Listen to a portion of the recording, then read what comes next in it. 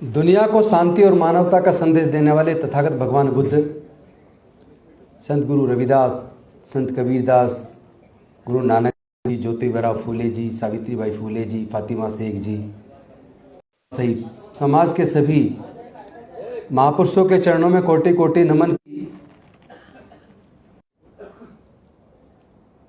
एक सवाल है,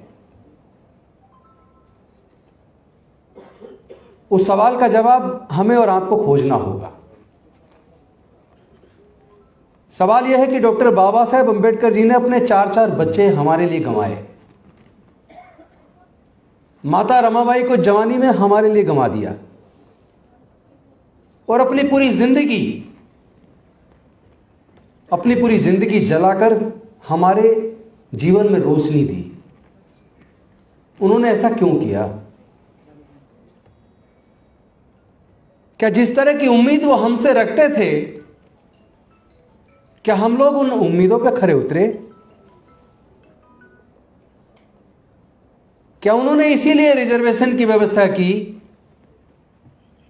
कि हमारे लोग पढ़ेंगे लिखेंगे, ब्यूरोक्रेट्स बनेंगे, प्रोफेसर्स बनेंगे, डॉक्टर, इंजीनियर, कलेक्टर बनेंगे, जज बनेंगे और बनने के बाद अपने परिवार तक सीमित रह जाएंगे? क्या उन्होंने इसीलिए राजनीति में रिप्रेजेंटेशन की व्यवस्था की थी कि हमारे लोग ग्राम पंचायत के प्रधान, जिला पंचायत, विधानसभा या संसद के अंदर सांसद बन के, मंत्री बन के और केवल मौज मस्ती में लग जाएंगे? ये रिप्रेजेंटेशन तो इसलिए दिया था कि हमारे लोग समाज के दुख तकलीफ को और उनके हक और अधिकार के लिए संसद के अंदर और विधानसभाओं के अंदर लड़ेंगे। लेकिन क्या ये जिम्मेदारी हमारे पब्लिक रिप्रेजेंटेटिव्स ने पूरी की? जो रिप्रेजेंटेशन हमें दिया वो एक जिम्मेदारी थी, एक दायित्व था। क्या हम लोगों ने उस दायित्व को निभाया? यह सवाल हमें अपने से पूछना चाहिए। उन्होंने जो जाति तोड़क मंडल के सामने 1935 का जो भाषण लिखा,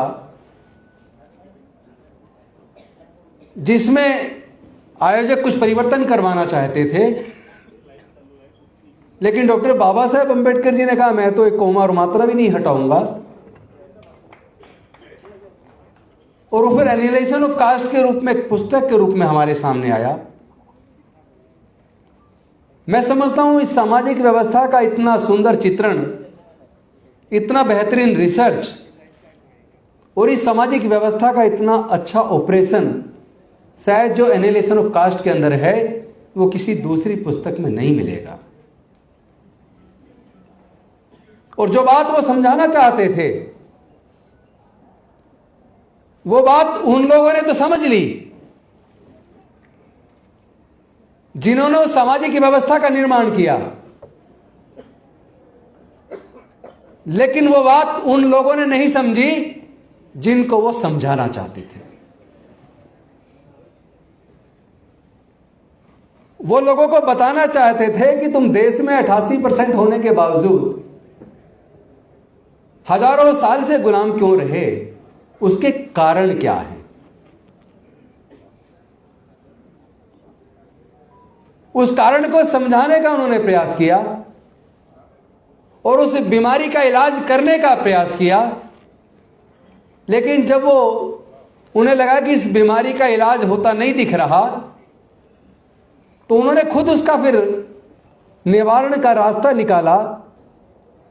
और वो रास्ता था कि जब तक जातियां जिंदा रहेंगी तब तक जातिगत उत्पीड़न भी जिंदा रहेगा।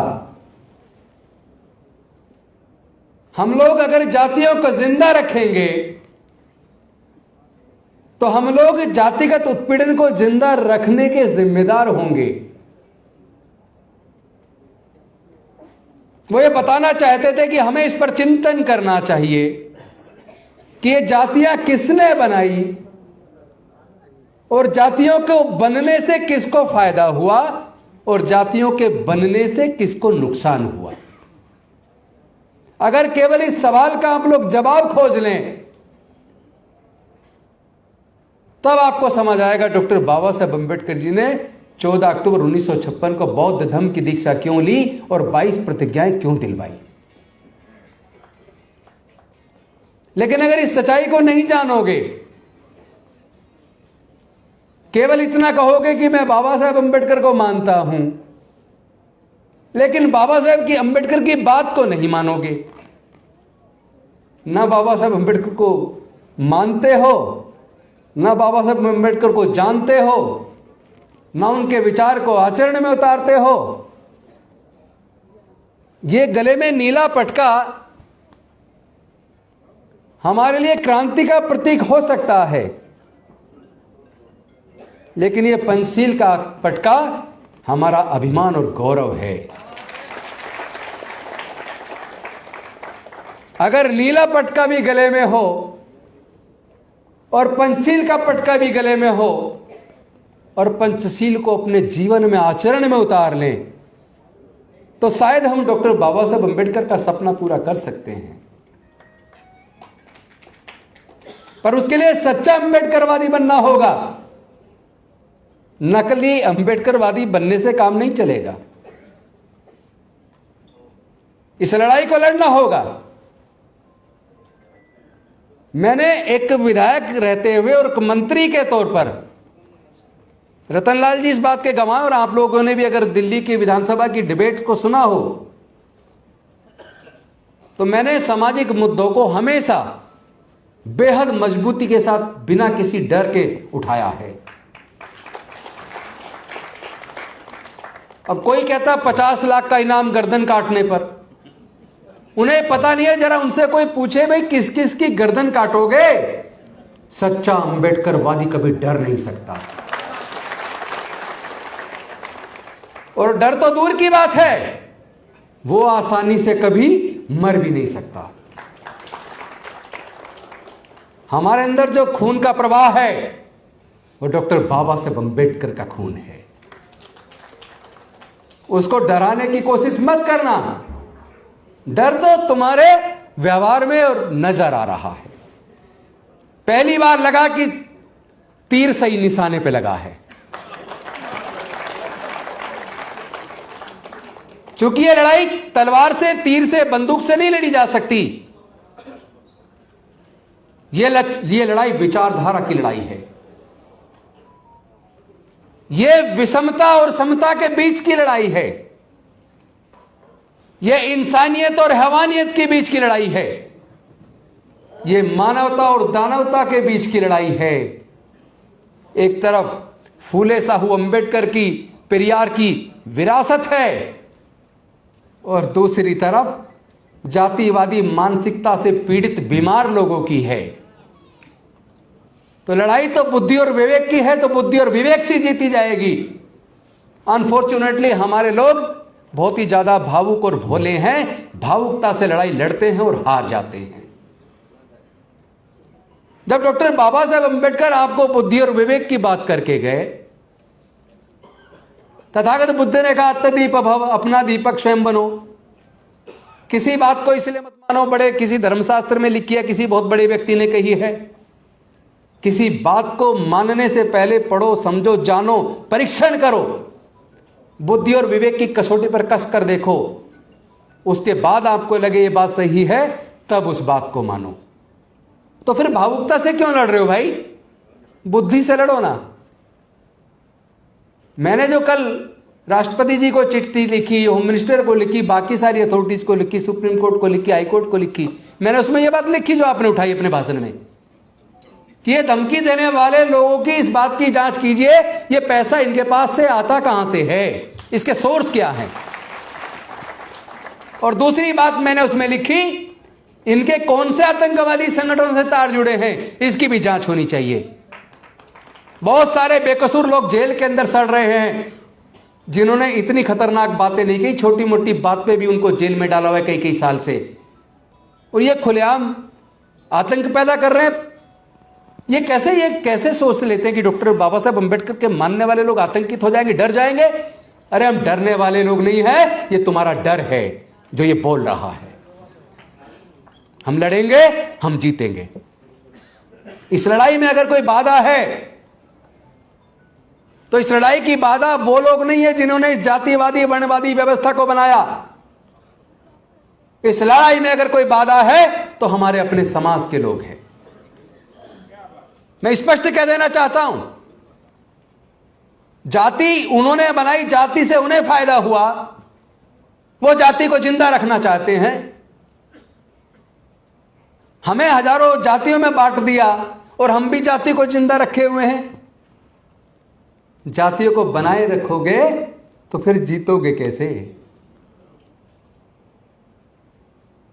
अरे आपको अगर मेरे शब्दों में जरा सा भी झूठ नजर आए तो राजेंद्र गौतम की गर्दन काट देना। जितने दलित बहुजन है, जरा सबके ब्लड के नमूने लेकर अच्छी से अच्छी लैब में जांच करा लो तो डीएनए से पता लगेगा हमारा खून एक है। अगर हमारा खून एक है तो फिर आपस में रोटी बेटी का रिश्ता करने में दिक्कत क्यों है? हम लोग टुकड़ों में क्यों बटे हुए हैं? अपनी लड़ाई को टुकड़ों में क्यों लड़ रहे हैं? अगर एकजुट हो गए तो लड़ने की जरूरत ही नहीं पड़ेगी। यह उनका डर है, उन्हें लग रहा है कि वो अल्पमत में आ जाएंगे अगर सारे बहुजन बौद्ध हो गए। तो मैं उनको कह देना चाहता हूं, या तो तुम जाति उन्मूलन के लिए हमारे साथ आकर जातियों को खत्म कर दो, वरना पूरा का पूरा भारत बौद्ध में बनेगा। तुम रोक नहीं पाओगे। तुम एक को मार लोगे, दो को मार लोगे, 10 को मार लोगे। तुम मारते मारते तुम्हारी पीढ़ियां खत्म हो जाएंगी और भारत बुद्ध की ओर चल पड़ा है। हम लोग कोई कमजोर लोग नहीं हैं। हमारे महापुरुषों ने पूरे जीवन मेहनत से खाया है और तुम लोगों में से ज्यादातर ने हमारी मेहनत का चुरा के छीन के खाया है। तो ये डराने की कार्रवाई, ये डराने की भाषा बोलना बंद करो। ये भाषा बताती है कि तुम डर गए हो, क्योंकि तुम्हें अब लग गया है कि अब भारत और बहुजन बुद्ध की ओर चल पड़ा है। तो बुद्ध तो बनेंगे, बौद्ध तो हम बनेंगे। हर वो व्यक्ति जो अपने जीवन के फैसले बुद्धि और विवेक से ले, जो अपना अच्छा बुरा सोच समझ के अपने जीवन के फैसले ले, मेरा मानना है वो हर व्यक्ति बौद्ध है। जिसके मन में करुणा है, समता, स्वतंत्रता, बंधुता और न्याय, प्रज्ञाशील, करुणा, मैत्री है, वो व्यक्ति बहुत ताकतवर होता है। गाली गलौज करने वाला आदमी, धमकी देने वाला आदमी बेहद कमजोर, डरपोक और कायर होता है। हमारे लोग डरपोक और कायर नहीं है। जो लोग 16-16 घंटे काम करके, मेहनत मशक्कत करके हजारों साल की गुलामी के जंजीरों को तोड़कर यहां तक पहुंचे हैं, वो लोग डरेंगे नहीं। उनको समझ आ गया डॉक्टर बाबा साहब अंबेडकर क्यों भारत को बौद्ध में बनाना चाहते थे। उनको समझ आ गया है कि जिस प्रकार एक व्यक्ति अगर बीमार हो जाए और पता चले कि उसने गंदा पानी पिया जिसकी वजह से उसको पेट में इंफेक्शन हो गया, तो वो गंदा पानी पीना छोड़ देगा, दवाई लेगा और ठीक हो जाएगा। लेकिन अगर कोई व्यक्ति ये जान ले कि जिस पानी को, गंदे पानी को पीने से बीमार हुआ है, वो दवाई भी ले और गंदा पानी पीना ना छोड़े, तो क्या वो ठीक हो जाएगा? नहीं होगा ना। तो समझ लो हमारी बीमारी का कारण ये जातियां हैं। हम उत्पीड़न से छुटकारा भी चाहते हैं और जाति भी नहीं छोड़ना चाहते, तो कभी छुटकारा मिलने वाला नहीं है। जिस प्रकार अनेकों नदियां अलग अलग नाम से जानी जाती हैं, लेकिन समुद्र में गिरने के बाद अपनी पहचान खो देती हैं और सागर कहलाती हैं, समुद्र कहलाती हैं, उसी प्रकार हमें जो जातियां कुदरत में नहीं बनाई, क्योंकि पूरे दुनिया के अंदर किसी देश में जाति नहीं है, जाति केवल भारत में है। यह वर्ण व्यवस्था केवल भारत में है। कोई आदमी गंभीर रूप से बीमार हो जाए और डॉक्टर कहे कि भी तुम्हारा बड़ा ऑपरेशन होना है, 10 यूनिट ब्लड चाहिए। आपकी जान तब बचेगी बड़े ऑपरेशन से, लेकिन 10 यूनिट ब्लड का इंतजाम करो। मुझे पूरे दुनिया में केवल एक एग्जाम्पल दिखा दो जिसका ऑपरेशन होना है, जो पीड़ित है वो ये कहे मुझे केवल ब्राह्मण का या क्षत्रिय का ब्लड चाहिए। तो जब जान बचानी है तब तो ब्लड चाहिए, तब ब्राह्मण का, क्षत्रिय का, हिंदू मुस्लिम का, सिख का ब्लड नहीं चाहिए, इंसान का ब्लड चाहिए ना, क्योंकि जानवर का ब्लड इंसान को चढ़ नहीं सकता। इसका मतलब कुदरत ने तो सबको इंसान बनाया और चालाक इंसानों ने हमें हजारों जातियों में बांट दिया। वो चालाक लोग आज भी अपनी चालाकी कर रहे हैं। हम लोग बेवकूफ हैं जो उनकी चालाकी में फंसे हुए हैं। हम लोग हैं जो आपस में रोटी बेटी का रिश्ता करने की बजाय इन जातियों को जिंदा रखे हुए हैं। और हम में से वो लोग और भी ज्यादा बेवकूफ हैं जो अपने गांव के सामने बोर्ड लगाएं, अपनी गाड़ी पे लिखें द ग्रेट चमार, the great Mahar, the great Valmiki. अरे जाति ग्रेट कब से हो गई भाई? विचारधारा ग्रेट होती है, जाति वाति कुछ नहीं है। इसलिए जातियों को छोड़ दो, समाज को जोड़ दो। हमने नारा दिया मिशन जय भीम के माध्यम से, जाति छोड़ो समाज जोड़ो। बौद्ध धर्म की क्या पहचान? मानव मानव एक समान। और मेरे सामने विकल्प दो में से एक था। रतनलाल जी घर पे बैठे हुए थे, कई सारे भाई लोग बैठे चर्चा कर रहे थे। किसी मुद्दे पर हमारे विचार में थोड़ा सा मतभेद भी था, लेकिन जब बुद्ध ने कहा बुद्धि और विवेक से फैसले लो, तो हमने बुद्धि और विवेक का इस्तेमाल किया। नजरिया अलग हो सकती है। 7 जज कहते और 6 कहते हैं ये होना चाहिए। 7 का मान लिया जाता है, 6 का नहीं माना जाता। लेकिन दोनों अपने जजमेंट के लिए रीजनिंग देते हैं। Being an advocate I know it. दोनों पक्ष के जजेस अपने अपने जजमेंट के फेवर में लॉजिक देते हैं, रीजनिंग देते हैं। तो रीजनिंग अपनी अपनी है। मुझे दो में से एक बात चुननी थी। या तो मैं अपने समाज के हक अधिकार की लड़ाई को लड़ने के लिए डॉक्टर बाबा साहब अम्बेडकर के रास्ते पे चलूं, या फिर मैं जैसे लोग जिंदगी भर मंत्री बने रहते आए तो मैं भी फिर मंत्री बना रहूं। मुझे लगा कि मुझे अपने समाज के हक अधिकार की लड़ाई को लड़ने के लिए डॉक्टर बाबा साहब अम्बेडकर के रास्ते पे चलना चाहिए। इसलिए मैंने वो रास्ता चुना, इसलिए मैंने रिजाइन किया। जो लोग 22 प्रतिज्ञाओं की ऊपर की 3-4 प्रतिज्ञाओं का विरोध कर रहे हैं, मैं सच बता रहा हूं, विरोध करने वालों ने 22 प्रतिज्ञाओं को पढ़ा नहीं होगा। जिस दिन पढ़ लेंगे ना, उस दिन उनके दिमाग के जो अंदर जो कीचड़ जमी है वो साफ हो जाएगी। जब थाने के अंदर पूछताछ के लिए मुझे बुलाया, एसएचओ ने जो जो सवाल लिखे, मैंने उन सवालों के जवाब दे दिए। उसके सवाल पूरे हो गए। मैंने कहा भाई आपके सवाल और कोई है? कह रहा जी और कोई सवाल नहीं है। तो मैंने कहा फिर मैं चलता हूं। कह नहीं 1 मिनट रुको, मैं डीसीपी से बात कर लूं। उसने डीसीपी से बात की। डीसीपी ने कहा कि ये जो जवाब इन्होंने दिए हैं सवालों के, मुझे लेके आ जाओ। एसएचओ कहने जी आप थोड़ा यहां बैठो, चाय वाय पियो, मैं जरा ये बयान डीसीपी को पढ़वा के आता हूं। मैंने कहा भाई टेक्निकली इतना दुनिया आगे बढ़ गई है, व्हाट्सएप कर दो, पढ़ लेंगी। उन्होंने फिर डीसीपी को फोन किया। उन्होंने कहा नहीं नहीं आप लेके आओ। मैं तो समझ रहा था कि डीसीपी नहीं बुला रहा, ये तो बेवकूफ बना रहा है, हमें बेवकूफ समझ रहा है, पर हम बेवकूफ नहीं है।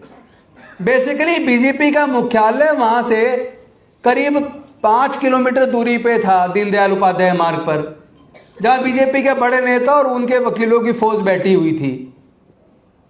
वो वहां गए, उन्होंने सवालों के जवाब पढ़े और पढ़ के देखा यार ये तो सारी इतनी तार्किक बात है, इसका तो कोई हमारे पास भी जवाब नहीं है। तो उन्होंने 3 जवाब और एसएचओ को लिख के भेजे कि ये और पूछ लो। एसएचओ वापस आए। मैंने कहा भाई आ गए? हाँ आ गए। मैंने कहा बताओ क्या क्या सवाल है? 3 सवाल में से मैंने 2 के जवाब देके जो तीसरा सवाल था वो मैं आपको बताना चाहता हूं। उनका क्वेश्चन था क्या ये 22 प्रतिज्ञाएं जो 14 अक्टूबर 1956 को डॉक्टर बाबा साहब अम्बेडकर जी ने उस वक्त अपने लाखों अनुयायियों को दी थी और उस वक्त दोहराई गई थी, क्या ये 22 प्रतिज्ञाएं आज भी उतनी ही प्रासंगिक हैं जितनी उस वक्त थी?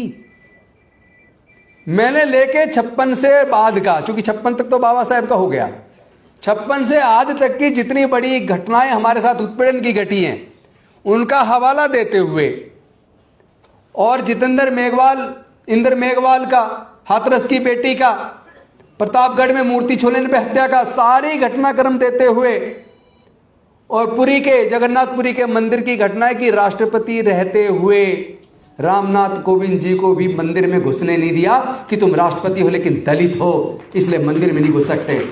इस सारा हवाला देते हुए मैंने कहा इन परिस्थितियों से प्रतीत होता है कि जो परिस्थितियां उस वक्त थी वो खत्म नहीं हुई हैं। इन 22 प्रतिज्ञाओं की प्रासंगिकता आज भी उतनी है। उसके बाद तो फिर वो फंस गए, उनके पास जवाब नहीं है, क्योंकि इसका जवाब केवल बौद्धमय भारत है। भारत तो बुद्धि और विवेक से चलेगा, भावनाओं से नहीं चलेगा। और भारत किसी के बाप की बपोती भी नहीं है। वो हत्या कर रहे हैं, वो तो घड़ा छूने पर आज भी हमारे बच्चों की हत्या कर रहे हैं, वो तो मंदिर में घुसने पर, मूर्ति छूने पर आज भी हमारे भाइयों का कत्ल कर रहे हैं। मतलब आप हमारी हत्या करते आ रहे हो हजारों साल तक, उस दर्द का तुम्हें एहसास नहीं है। और हमारी 22 प्रतिज्ञाओं से तुम्हें दर्द हो गया। अगर ये तुम्हें दर्द हो रहा है तो जब तक तुम जातिवाद को जड़ से खत्म करने के लिए हमारे साथ नहीं आते, ये दर्द हम तुम्हें बार बार देंगे। और ये गुलामी और ये उत्पीड़न हमें स्वीकार नहीं है। हमारा दिल रोता है जब अखबार में देखते हैं या टीवी पे देखते हैं या व्हाट्सएप पे हमारे पास रोज घटनाएं पूरे देश से आती हैं। क्या हमारे लोग इंसान नहीं है? क्या हमारी बहनें नहीं है? क्या हमारे भाइयों का जब कत्ल होता तो कत्ल नहीं है? क्या हमारे दर्द का एहसास भी वो लोग कभी करेंगे या नहीं करेंगे? वो तो हमारे लोगों की हत्या करने में गौरव समझते हैं। ये चलने वाला नहीं है। हम मर सकते हैं, किसी कीमत पर झुक नहीं सकते। हम लड़ेंगे भी और जीतेंगे भी। और जो रतनलाल जी कह रहे थे ना कि केवल शांति और मानवता से काम नहीं चलेगा, यह काम लाठी डंडे और गोली से भी नहीं चलेगा। क्योंकि मेरा यह मानना है, मैं बाबा साहब को मानता हूं, तथागत बुद्ध को मानता हूं, फूले साहब अंबेडकर की विरासत को आगे बढ़ाने का मेरा संकल्प है। यह लड़ाई हथियारों से नहीं लड़ी जा सकती, क्योंकि यह लड़ाई विचारधारा की है। इसे विचारधारा से लड़ना होगा, भावनाओं से नहीं लड़ना होगा। बस एक ही तरीका, बहुत आसान तरीका है। लठ जलाने की जरूरत ही नहीं है, खून बहाने की भी जरूरत नहीं है। केवल डॉक्टर बाबा साहब अंबेडकर के संविधान पे चल जाओ।